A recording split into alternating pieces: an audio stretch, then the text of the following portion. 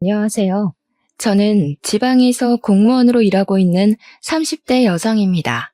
지금은 어찌어찌해서 공무원이 되었지만 사실 몇 년 전까지만 해도 저는 어린이집 보육교사였어요. 큰 어린이집은 아니었지만 좋은 원장님, 동료 선생님과 함께 사랑스러운 아이들을 보며 행복하게 일하고 있었답니다.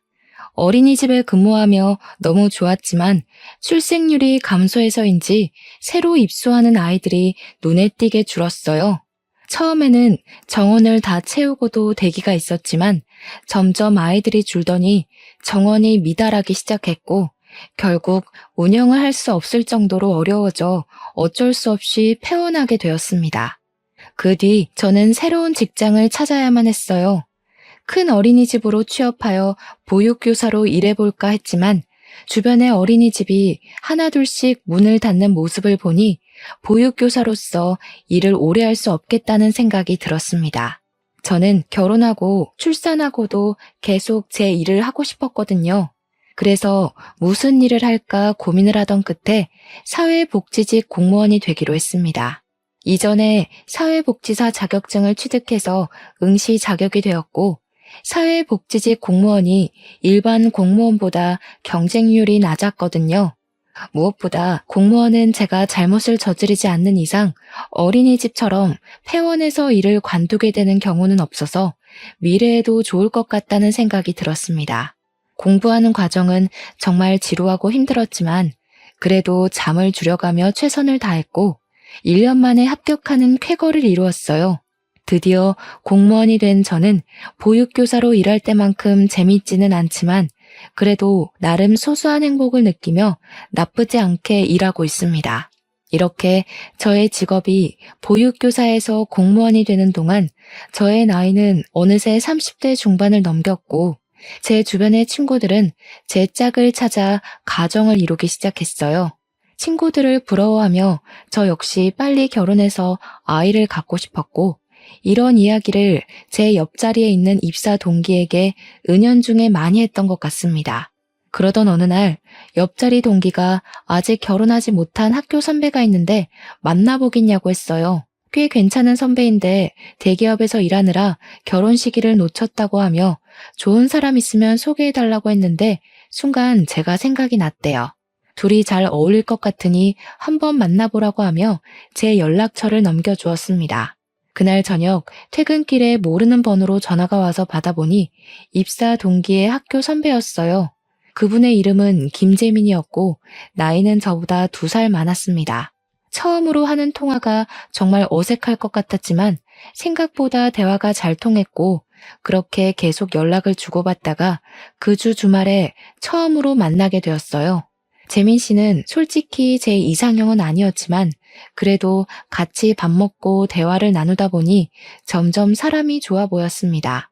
이 지역에서 누구나 알만한 좋은 직장에 다니지만 허세도 없었고 겸손하기까지 한 재민 씨에게 호감을 느끼게 되었고 재민 씨 역시 제가 싫지는 않았는지 우리는 그날 후로 꾸준히 연락하고 계속 만남을 유지하다가 연인으로 발전하게 되었어요.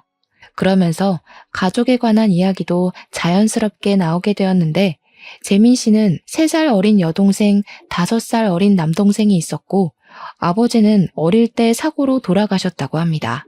한동안은 생활이 힘들었지만 지금은 어머니가 어린이집 원장 선생님, 그리고 여동생은 어머니가 운영하시는 어린이집의 보육교사로 근무하고 있고 도련님 역시 중견기업에서 일하고 있어서 이제는 제법 여유로워졌다고 해요. 재민 씨는 아버지가 계시지 않는 것이 흠이 될까봐 걱정된다길래 우리 부모님은 절대 나쁘게 생각하지 않으실 테니 그런 걱정하지 말고 일단 부모님께 정식으로 인사를 드리기로 했습니다. 우리 부모님은 원래 저의 선택을 믿어주시고 존중해주시는 분이라 제가 좋다고 하니 딸의 눈을 믿겠다며 재민 씨와의 결혼을 반기셨어요. 무엇보다 홍기가 지난 딸을 드디어 결혼시킨다는 생각에 아주 홀가분해 보이셨습니다. 그리고 저 역시 시댁에 인사를 드리러 가게 되었는데 시댁에 들어가니 어머니부터 남동생까지 저를 아주 환하게 반겨주셨어요. 특히 어머니는 이렇게 예쁜 처자가 아직도 결혼하지 않았냐고 하며 꼭 저를 안아주셨고, 특히 저보다 한 살 어린 예비 아가씨는 오빠랑 남동생밖에 없는 자신에게 둘도 없는 언니가 생긴 것 같다며 너무 좋아했습니다. 무엇보다 제가 공무원 하기 전 보육교사로 근무한 경험이 있다고 하니 어머니께서는 아주 반가워하시고 좋아하셨어요. 그 뒤로 우리의 결혼 준비에는 가속도가 붙었고, 그 후 6개월 만에 결혼식을 올리고 정식으로 부부가 되었답니다. 남편은 결혼 후에도 저에게 여전히 잘해주었습니다. 주변 친구들의 말을 들어보면 신혼 때 피 터지게 싸운다고 하던데, 저와 남편은 신혼 때부터 지금까지 한 번도 큰 소리를 내며 싸워본 적이 없었어요. 집안일도 제가 말을 하기도 전에 알아서 다 해주고, 요리도 꽤 잘해서 주말에는 남편이 직접 음식도 만들어 주었습니다. 게다가 시어머니도 시댁에서 저에게 설거지조차 시키신 적이 없고 주방에는 얼씬도 못하게 하셨어요. 혹시라도 주방 일을 부탁해야 할 일이 생기면 제가 아닌 남편이나 아가씨 또는 도련님을 시키셨고, 김장도 저에게 알리지 않고 시어머니 친구분들을 불러서 함께 하셨습니다.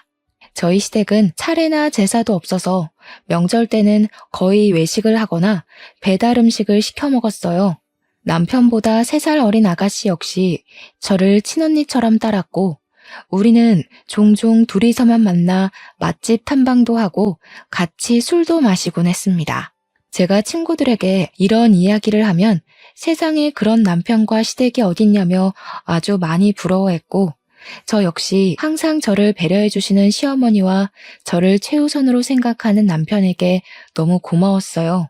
그러던 어느 날 항상 과묵하고 말이 없던 도련님이 결혼하고 싶은 사람이 생겼다며 부모님께 보여드리기 전에 저와 남편에게 먼저 보여주고 싶다고 했습니다.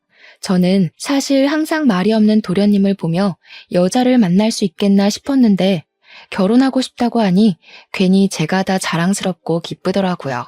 그런데 도련님과 결혼할 사람, 즉 나의 예비동서가 부모님은 어릴 적 돌아가시고 오빠가 하나 있긴 했는데, 그 오빠 역시 얼마 전 병으로 세상을 떠났다고 합니다. 그래서 가족이 없으니 말조심을 해달라고 부탁했어요. 드디어 만나기로 한 당일 우리가 먼저 레스토랑에 도착하고 이어서 도련님과 결혼할 사람이 도착했습니다. 예비동서는 저를 보자마자 아주 반갑게 인사를 했어요. 솔직히 부모님이나 형제 자매가 없어서 어두울 줄 알았지만 제 걱정과는 다르게 정말 밝고 구김살 하나 없이 명랑했습니다. 같이 있으면 기분이 절로 좋아지는 사람이었고, 과묵하고 자신의 감정을 잘 표현하지 않는 도련님과 정반대의 성격이었지만 무뚝뚝한 도련님을 웃게 만드는 재주가 있었어요.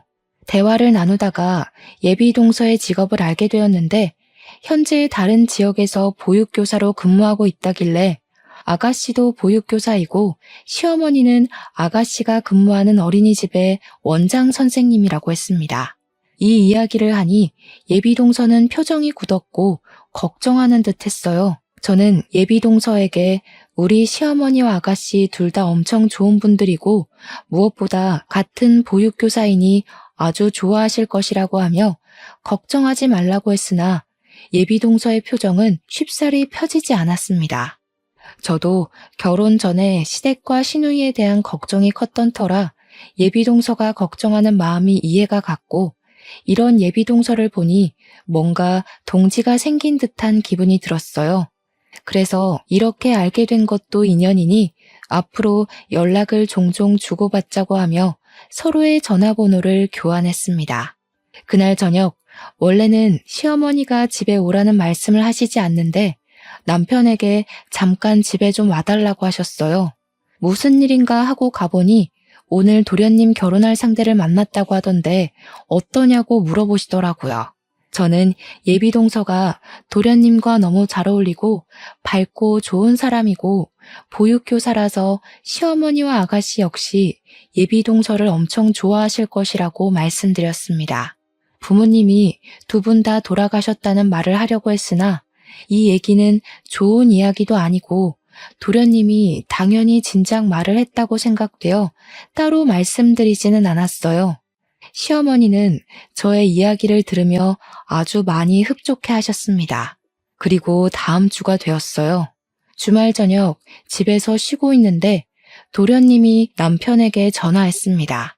남편이 도련님과 심각하게 통화를 하길래 무슨 내용인지 들어보니 예비동서를 데리고 집에 갔는데 시어머니와 아가씨가 예비동서에게 화를 많이 냈다고 해요. 알고 보니 예전에 시어머니가 운영하는 어린이집에서 예비동서가 근무했던 적이 있었어요. 그때 예비동서는 아가씨를 비롯한 다른 보육교사들과 갈등이 많았고 결국 시어머니가 운영하는 어린이집에서 쫓기듯 나갔다고 합니다. 시어머니와 아가씨는 어린이집에서 얼마나 여우짓을 하고 편가르기를 하고 다녔는지 모른다고 하고 어떻게 성격도 좋지 않은 데다가 부모 형제도 없는 여자를 골라왔냐고 했대요. 하지만 도련님은 과거에는 그랬을지 몰라도 지금은 어린이집에서는 인정받으며 잘 지내고 있다고 했더니 시어머니는 그래도 고아라서 절대 안 된다고 하셨다는 겁니다.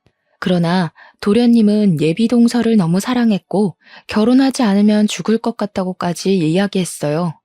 도련님의 안타까운 사연에 저와 남편은 시댁에 가서 시어머니를 설득하기로 했습니다.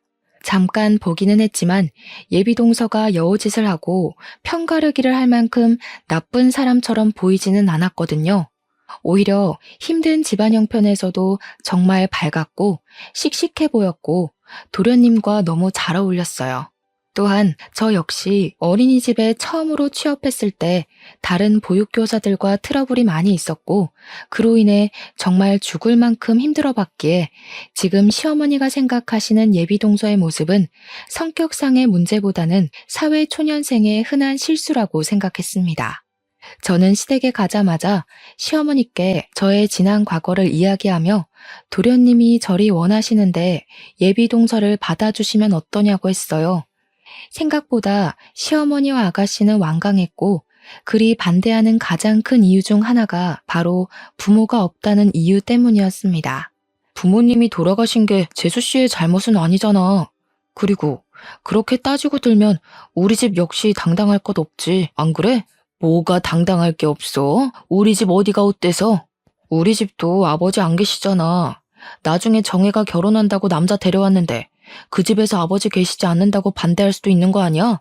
그리고 무엇보다 엄마는 어린 아이들을 돌보는 선생님인데 그런 사람이 부모 없다는 이유로 결혼을 반대한다는 게 말이 돼? 그래도 부모 없이 자란 사람을 우리 집 며느리로 들일 수는 없어. 게다가 예전에 우리 어린이집에서 근무할 때 얼마나 뒷말이 많았다고. 절대 안 돼. 뭐가 얼만큼 뒷말이 많았는데 어린이집에 무리를 일으킬 정도였어? 그 정도는 아니었잖아. 그리고 그때는 그렇다 쳐도 지금은 아니잖아. 솔직히 그렇게 과거 하나하나 따지면 정의 죄도 만만치 않아. 아무 곳에도 시집 못 간다고. 남편의 말에 시어머니는 아무 말도 못했고 시어머니는 일단 가라고 하셨습니다. 시어머니는 제가 갈 때마다 항상 웃으시며 잘 대해주셨는데 이런 모습을 처음 봐서 당황스러웠어요. 일단 이날은 시간이 늦어서 우리는 바로 집으로 왔습니다. 2주일 정도 후 시어머니한테 전화가 왔는데 울고 계셨어요. 무슨 일이냐고 했더니 도련님이 밥도 잘 못 먹고 잠도 잘 못 자더니 결국 쓰러져서 응급실에 왔다고 합니다. 저와 남편은 깜짝 놀라 바로 병원으로 달려갔어요. 시어머니는 응급실까지 실려온 도련님을 보더니 이러다가 우리 재호 죽겠다고 하며 어쩔 수 없이 결혼을 허락했습니다.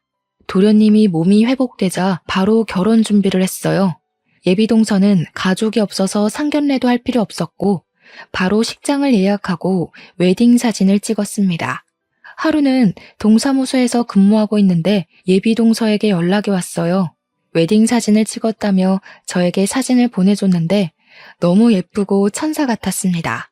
저는 잘 나왔다고 하며 이런저런 이야기를 하다가 결혼 준비는 어찌 되어 가는지 궁금해서 신혼집은 구했냐고 물었더니 합가하기로 했다는 거예요. 제가 시어머니 모시고 사는 게 쉬운 일이 아니고 어린이집 출근도 해야 하는데 힘들지 않겠냐고 했습니다.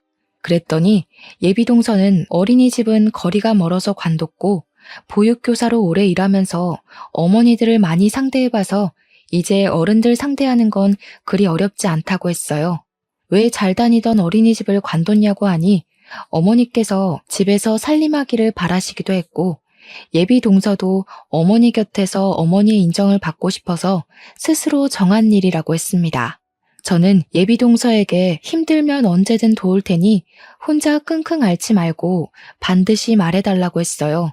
그렇게 시간이 흘러 도련님의 결혼식 날이 되었습니다. 내심 동서는 부모님이나 형제 자매가 없어서 하객이 많이 없으면 어쩌나 걱정했는데 동서가 근무했던 어린이집의 보육교사와 학부모님 그리고 아이들로 자리가 꽉 차 있었어요.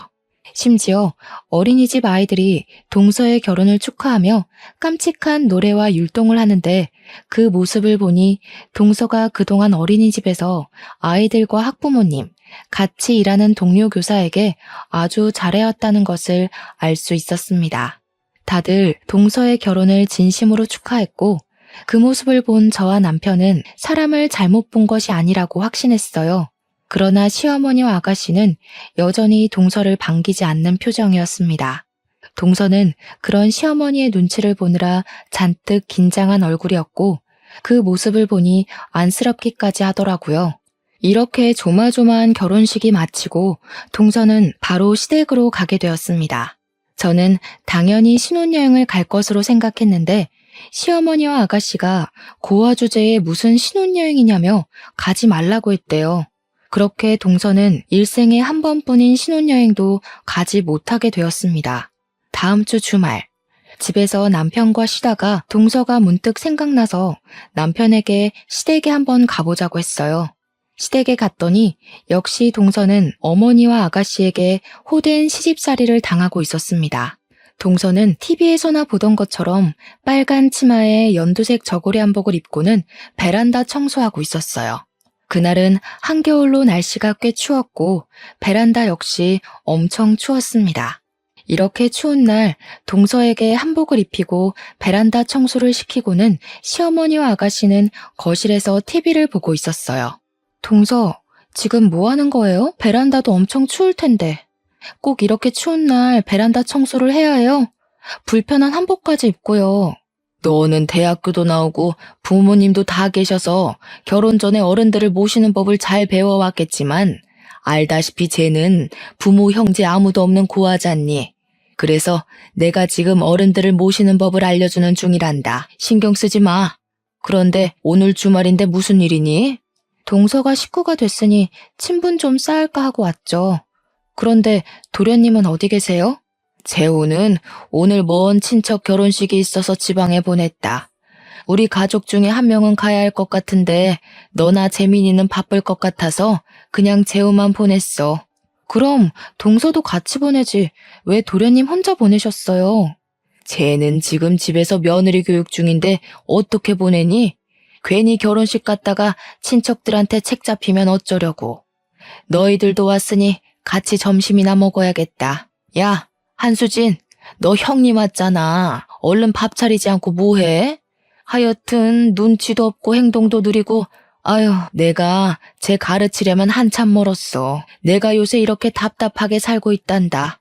동서는 베란다에서 청소하다가 시어머니의 말을 듣고 잽싸게 나왔습니다. 저와 눈인사를 하고 밥을 차리겠다고 하며 부엌으로 갔는데 얼마나 추웠는지 얼굴과 손이 빨개져 있었어요. 꽁꽁 언 손을 녹일 새도 없이 시어머니와 아가씨는 얼른 밥상을 차리라고 성화였고 저는 그런 동서가 안쓰러워 같이 부엌에서 일을 도우려고 했습니다. 그 모습을 본 아가씨는 굳이 언니까지 도울 필요 없다고 하며 제가 부엌에 가지 못하도록 극구 말렸어요. 아니요, 저도 이 집 며느리인데 같이 도와야죠. 동서랑 같이 밥을 차릴 테니까 기다리세요. 언니는 가실 필요 없다니까요. 올케는 지금 우리 집 가풍에 대해서 익히느라 혼자 해야만 해요. 야, 한수진, 빨리 똑바로 못해? 네가 못하니까 지금 언니가 가서 일한다는 거잖아. 좀 빨리 움직이라고. 네, 형님. 빨리 가서 밥 준비할게요. 동서, 그러지 말고 나랑 같이 해. 베란다에서 이 추위에 혼자 정리하고 청소하는 것도 힘들었을 텐데 밥은 내가 차릴게. 저는 동서를 따라 부엌으로 들어갔습니다. 동서는 혼자 불편한 한복을 입고 식사를 준비하느라 바빴고 저는 동서를 도와 밥상을 차렸어요. 동서에게 여기서 살만하냐고 물으니 조금 힘들기는 하지만 괜찮다고 하며 씩 웃어 보였으나 동서의 눈은 얼마나 피곤했는지 빨갛게 충혈이 되어 있고 입술은 다 부르터 있었습니다. 동서와 함께 이런저런 이야기를 나누며 같이 밥상을 차리고 다들 오시라고 불렀어요. 저는 평소에 앉던 대로 남편의 옆에 앉았습니다. 그런데 동서는 자리에 앉지 않고 옆에 서 있는 거예요. 왜 거기에 서 있냐고 하니까 원래 자신은 늦게 먹는다고 했습니다. 저는 그런 게 어디 있느냐고 하면서 얼른 자리에 앉으라고 했어요. 그랬더니 시어머니가 신경 쓰지 말라길래 그럼 저도 밥을 먹지 않겠다고 하고 동서 옆에 가서 서 있었습니다. 시어머니와 아가씨는 그러지 말고 그럼 오늘만 둘 다 앉아서 밥을 먹으라고 했어요. 동서도 자리에 앉고 우리 모두 다 같이 식사를 시작했습니다. 그날 밥 먹고 저녁까지 있다가 집에 왔는데 시어머니와 아가씨는 동서를 잠시도 쉬지 못하게 하는 것 같았어요. 나이도 어린 동서가 그렇게 당하고 사는 게 너무 안타까웠고 이제 별일 없으면 주말마다 시댁에 가서 동서를 도와줘야겠다고 생각했습니다. 그 뒤로 저는 매주 주말마다 시댁에 갔어요. 시어머니와 아가씨는 제가 가는 것을 아주 부담스러워하는 눈치였지만 동서는 제가 가면 너무 좋아했습니다. 저는 그러면서 동서와 더 많이 친해질 수 있었어요. 갈 때마다 시어머니와 아가씨는 아주 비정상적이라는 생각이 들 정도로 동서를 구박했습니다. 시어머니도 시어머니였지만 아가씨는 동서를 못 잡아먹어서 안달난 사람처럼 동서를 혼냈어요. 그래도 동서는 인상 한번 찌푸리지 않았고 저는 그런 동서가 참 대단하다고 생각했습니다. 도련님은 그때마다 동서의 편을 들어주기는 했지만 그러면 그럴수록 동서는 더 곤란해져 보였어요. 그러다가 설날이 일주일 앞으로 다가왔습니다. 원래 우리 시댁은 차례도 없고 제사도 없었어요. 그런데 시어머니가 이번에 며느리가 둘이나 생겼으니 갑자기 차례를 지내겠다고 했습니다. 그러면서 저에게 명절 연휴 첫째 날에 시어머니와 아가씨가 1박 2일로 호텔에 가서 쉴까 하는데 같이 가겠느냐고 했어요. 호텔이요? 명절날 차례 지내려면 음식 장만도 해야 하는데 어떻게 호텔에 가요? 언니는 참 한수진 있잖아요. 우리 집 가정부 한수진. 쟤 혼자 장만하면 되지. 뭔 걱정이에요? 굳이 우리까지 해야 해요? 우리는 제가 음식 다 차리면 그때 떡이나 먹으면 그만이에요. 글쎄요, 저는 그건 좀 아닌 것 같아서.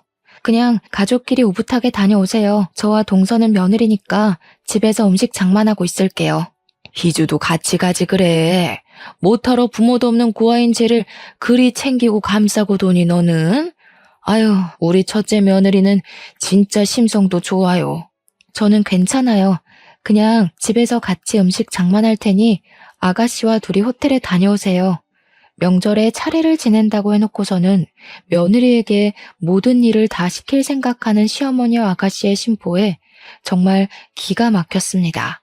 그리고 명절 연휴 첫째 날 남편은 갑자기 회사에 문제가 생겨 출근해야만 했기에 어쩔 수 없이 저 혼자 시댁에 갔어요. 시댁에 가니 도련님도 당직이라 회사에 출근했고 동서 혼자 장을 다 보고 음식을 장만하고 있었습니다. 동서는 저를 보더니 같이 호텔에 가시지 왜 왔냐고 했어요. 제가 첫 명절인데 동서와 같이 있고 싶어서 왔다고 하니 너무 고맙다고 눈물까지 글썽였습니다. 저는 동서와 함께 전을 부치고 나물과 각종 음식을 하며 이야기를 나눴어요. 그러다가 동서가 자신이 살아온 이야기를 했습니다.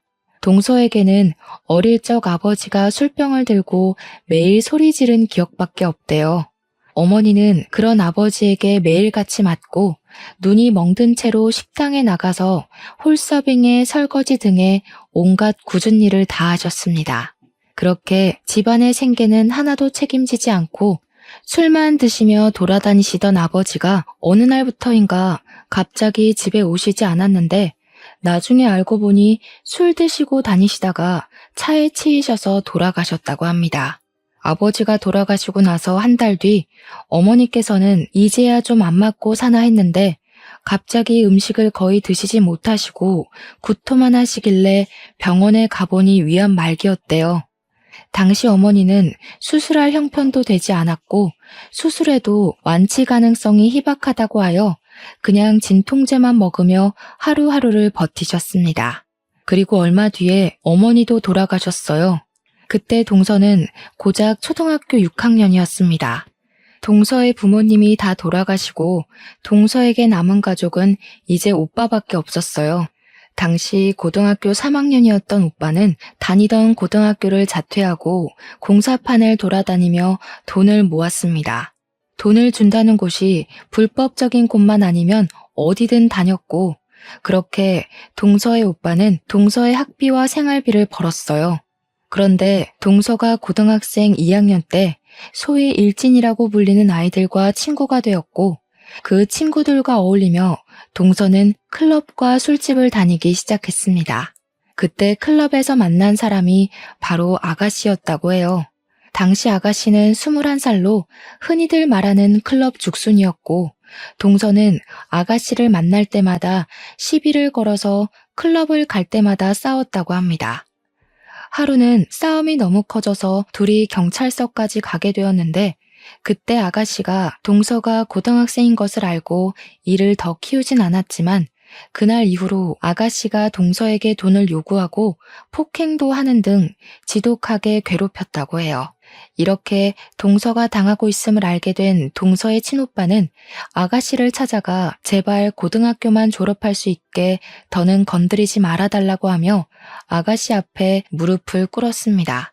아가씨는 동서의 친오빠에게 이제 괴롭히지 않을 테니 돈을 가져오라고 했고 친오빠는 무리해서 일하며 돈을 마련해서 아가씨에게 건네주었어요.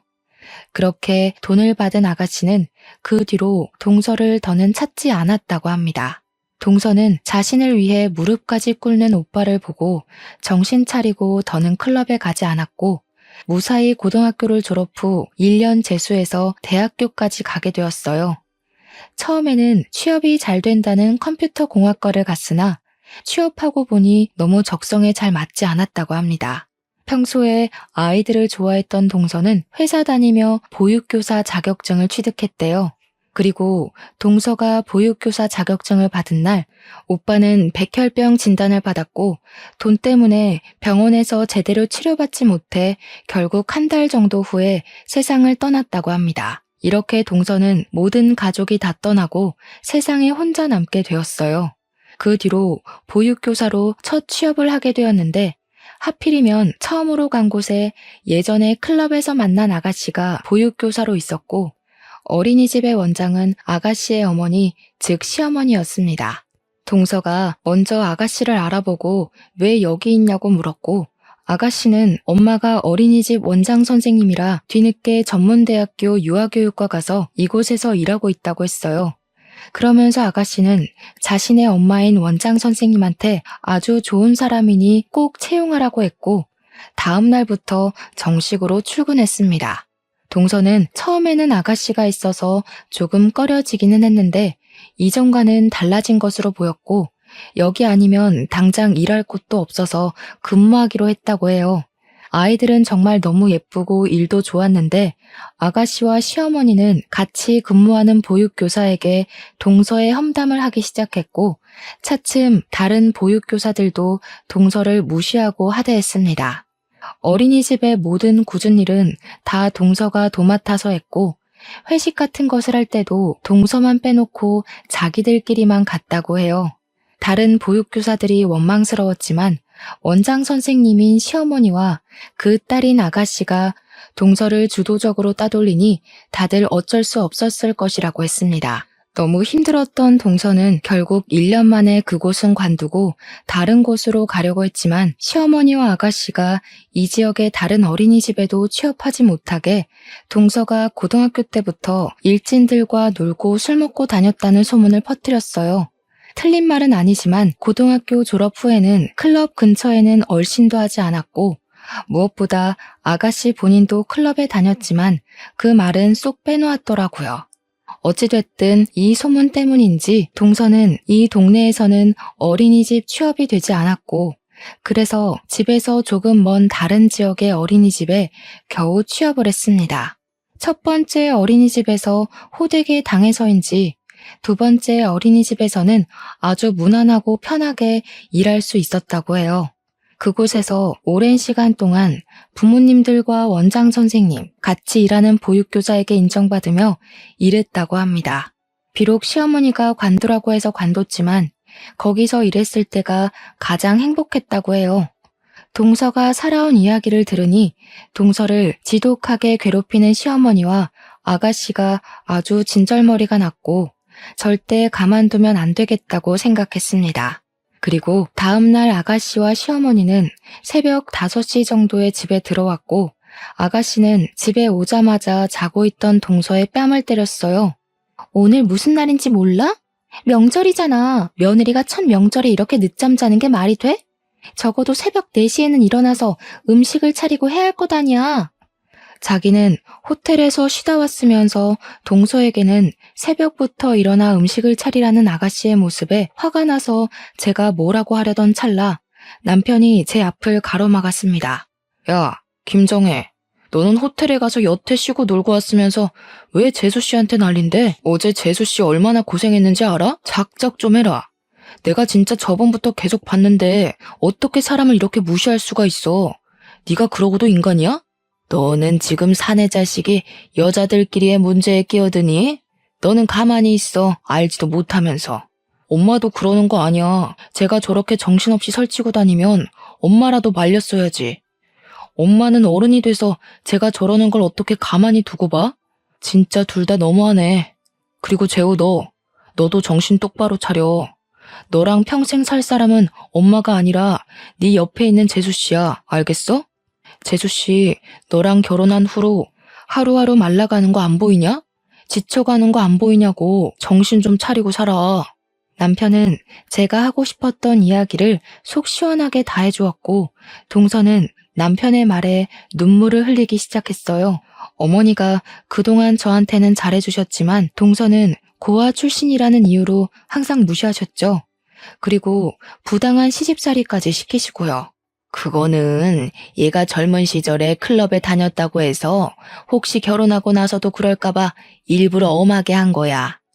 얘가 고등학교 때부터 술, 담배하고 클럽에서 살며 이 남자 저 남자를 만나고 다녔단다.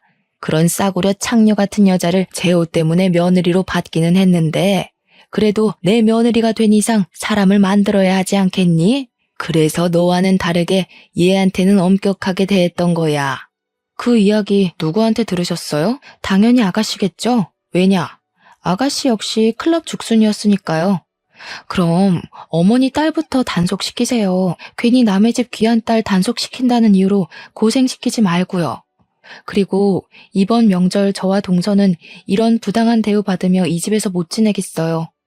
음식은 다 준비했으니 어머니와 아가씨 그리고 두 아드님이 같이 하면 되겠네요. 동서, 우리는 나가자.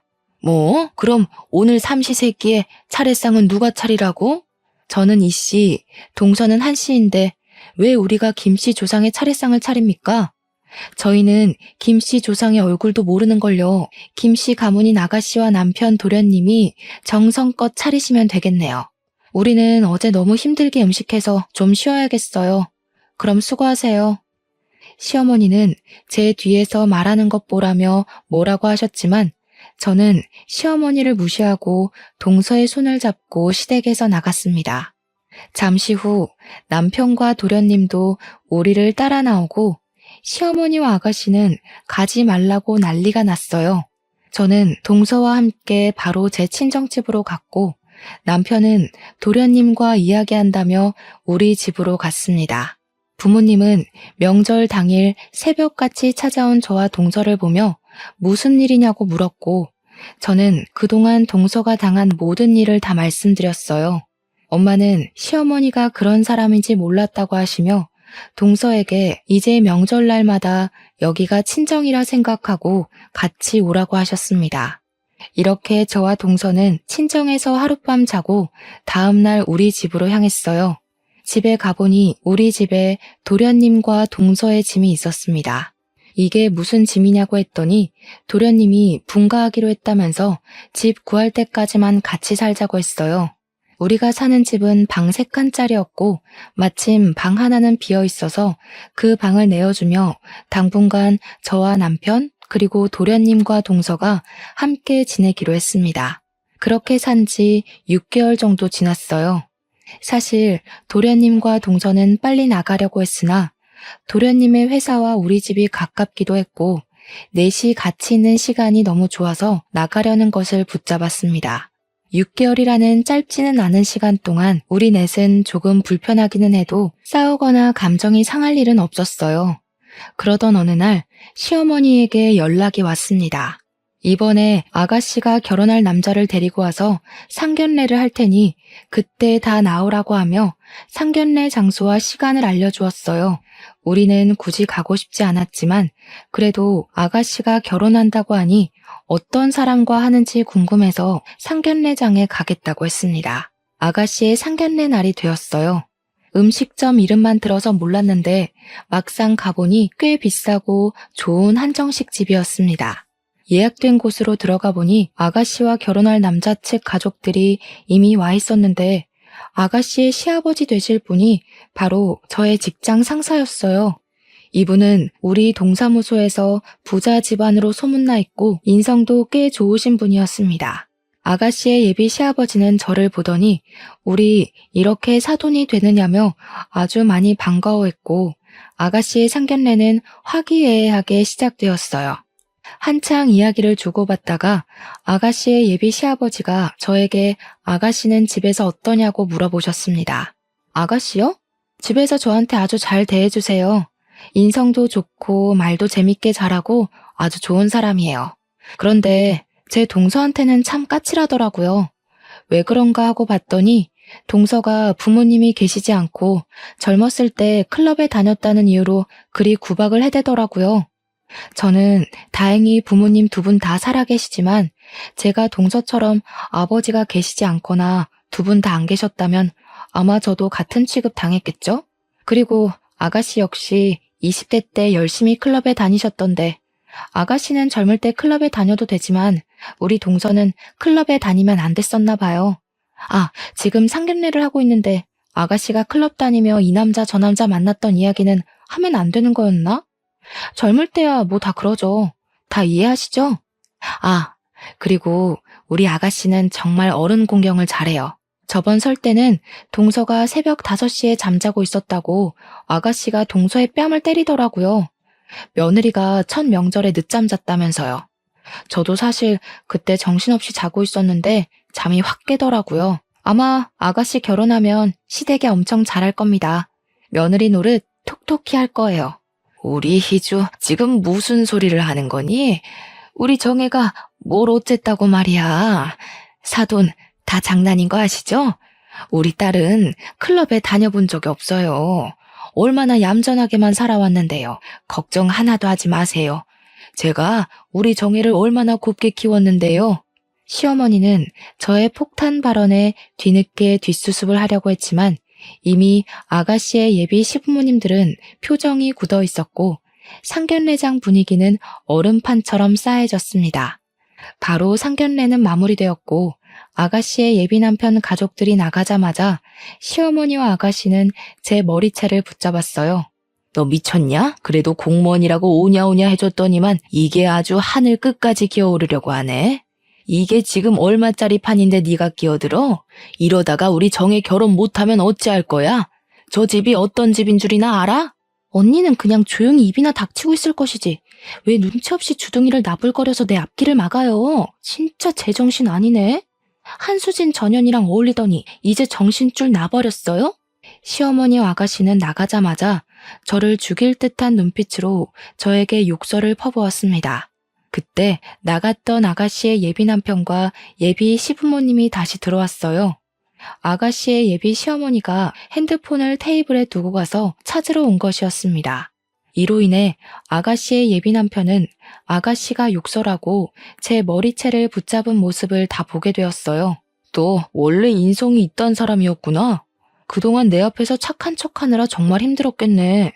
고생 아주 많았어. 이제 네 맘대로 하고 살아. 나는 이렇게 이중인격자인 너랑 결혼은 못하겠다. 무슨 소리야.